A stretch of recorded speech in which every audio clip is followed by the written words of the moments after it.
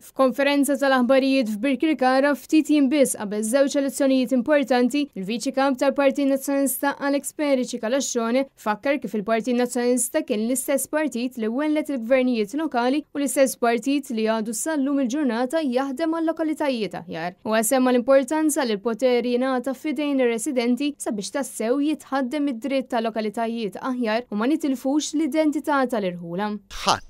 Daqs in-nies li jgħixu fil-lokalità innifisa ma huma konxi mill-bżonnijiet li għandhom, ma jafu huma l-problemi li hemm bżonn li jiġu indirizzati u ma jindikawx huma stess hemm fejn il-kwalità tal-ħajja fil-lokalità tagħhom jinħtieġ u għandha bżonn li titjib. Minnaħati għaw il-Shadow Minister tal-Kunsilli Lokali Chris Sajt għal il-Partit Nazzjonalista ma ddejjaq xejn li jagħti poteri li kunsilli lokali iżda b'differenza il-Partit Laburista ħal poteri lura fidej b'riżultat li rajna toroq li għadhom fi stat disastruż hekk kif il-Gvern ma żammx kemmtu. Partit Nazzjonalista li meta kien fil-Gvern ma ddejjaq xejn jitlaq il-poteri sena wara l-oħra dejjem iżid il-poteri lil kunsilli lokali bi skop ċar b'mira ċara li ftit il-kunsilli lokali isiru gvern lokali, ikunu l-gvern tal-lokalità.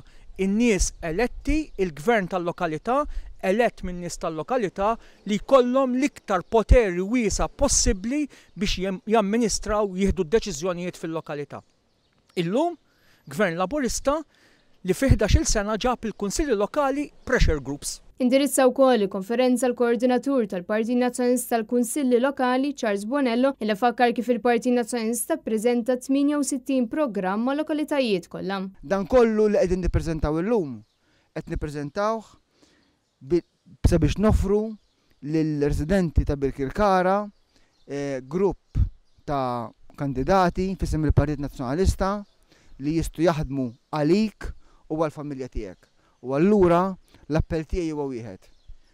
Is-sibt li ġej għati l-appoġġ lill-kandidati kollha fuq il-lista tal-Partit Nazzjonalista sabiex verament ikollna Birkirkara aħjar għalik. Fost il-proposti hemm dawk brabta ma' Birkirkara fejn il-Partit Nazzjonalista se jassigura li jiġġieled it-telqa li l-lokalità tħallit fiha. Ikun hemm iktar spazji miftuħa u ta' rikreazzjoni, immaneġġjar aħjar ta' traffiku u skemi ta' parkeġġ, fondi Ewropew għar-restawr, jitwenlet settur turistiku jkun hemm faċilitajiet u appoġġ għall-annimali. Preżenti għal din il-konferenza kien hemm 8 kandidati li se jkunu qed jikkontestaw għall-elezzjoni tal-Kunsill Lokali ta' Birkirkara.